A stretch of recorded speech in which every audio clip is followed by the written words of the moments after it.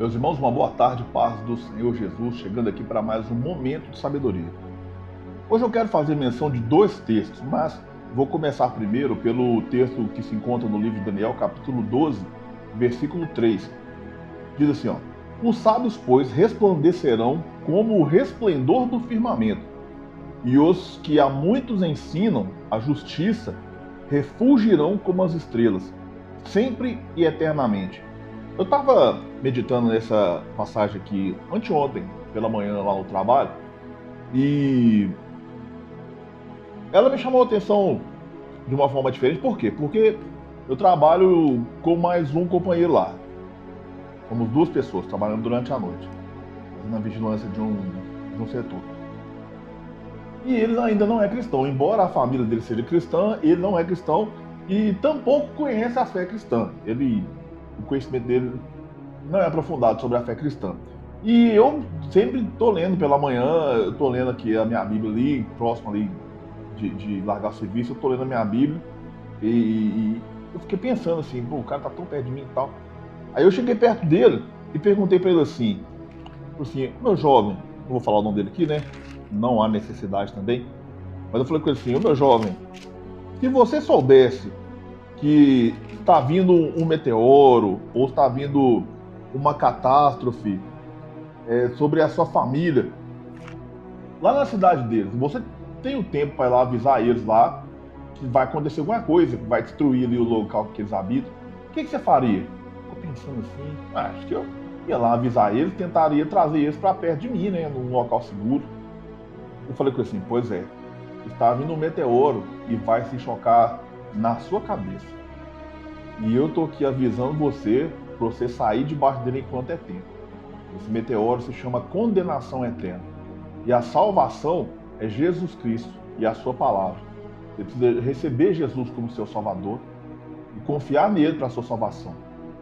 E ele ficou pensativo assim e tal, porque nós somos cristãos e nós estamos aqui sempre ao redor de pessoas que não são cristãs. E a igreja antiga, e quanto mais no passado você volta na igreja, no templo, mais ela se comportava dessa forma, ela era taxativa, ela era chata, vamos dizer assim. Ela compartilhava a sua fé. E o proselitismo, ele é uma característica intrínseca da igreja de Cristo. Todo cristão verdadeiro, ele compartilha a sua fé.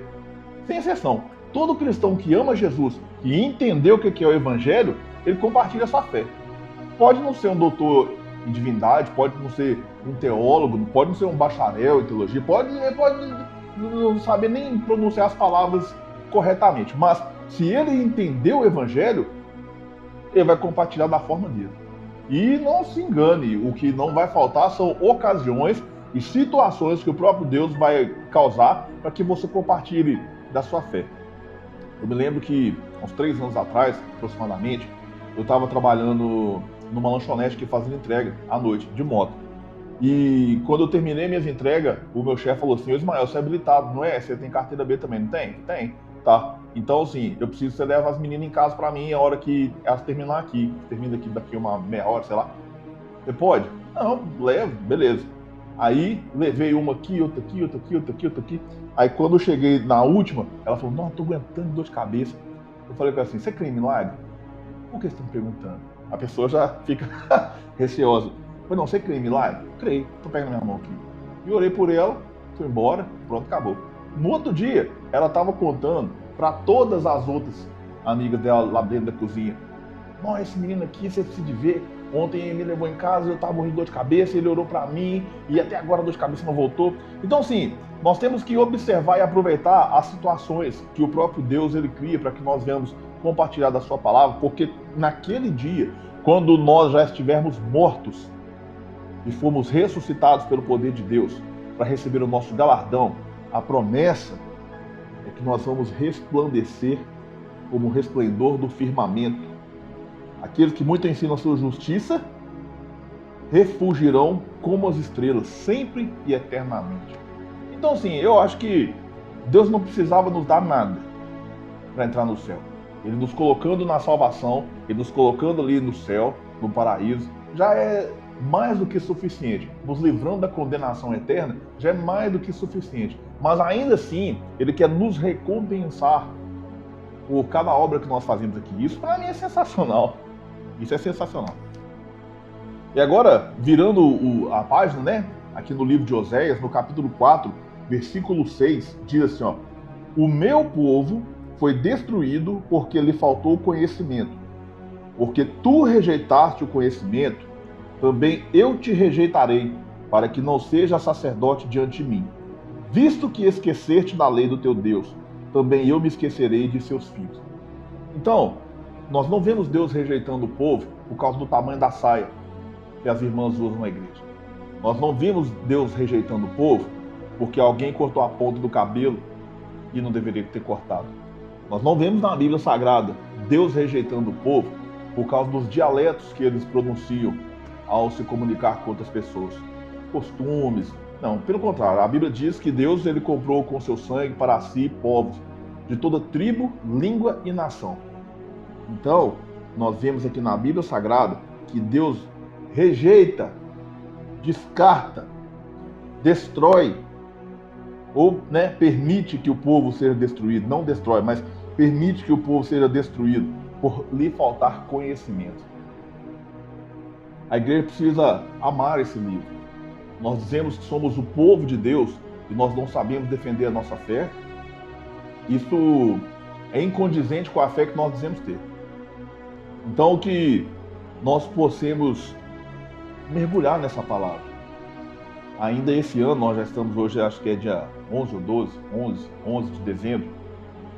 Nos próximos 19 dias, eu termino de ler esse livro aqui mais uma vez. Estou dizendo que é para me vangloriar? Não, de forma alguma. Eu acho que isso é obrigação de qualquer cristão.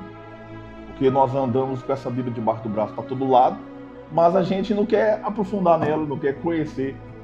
Então isso não é uma hipocrisia. É uma hipocrisia. Eu amo Jesus, eu amo a palavra. Ah, você ama a palavra? Mas o que diz o livro tal? Não sei.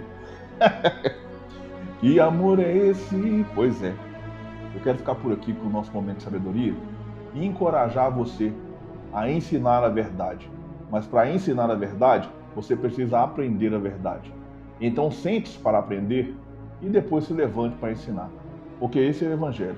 O Evangelho não é sobre dons, o Evangelho apenas, não é apenas sobre dons, não é apenas sobre ondas de moveres espirituais. O Evangelho é sobre Jesus Cristo, sobre salvação, sobre arrependimento de pecado, sobre negar a nós mesmos. Agora há pouco estava vendo um trecho de uma pregação aqui, o pastor sabiamente falando que pessoas que caem no mesmo pecado, elas oram, e Deus não liberta aquelas pessoas daquele pecado. Por que Deus não liberta? Por que Deus permite a pessoa ficar uma vida inteira naquele pecado? Porque Deus não vai libertar. Porque Ele diz que nós temos que negar a nós mesmos. Se Deus chegar e tirar algo que é da nossa natureza, eu não tenho que negar nada, que não está em mim. Eu, por exemplo, eu nunca usei droga, vou morrer sem usar droga. Eu não tenho que negar droga, porque não tem desejo de usar droga em mim. Não existe nada disso em mim. Então, é algo que eu nunca vou ter que negar, porque não está em mim.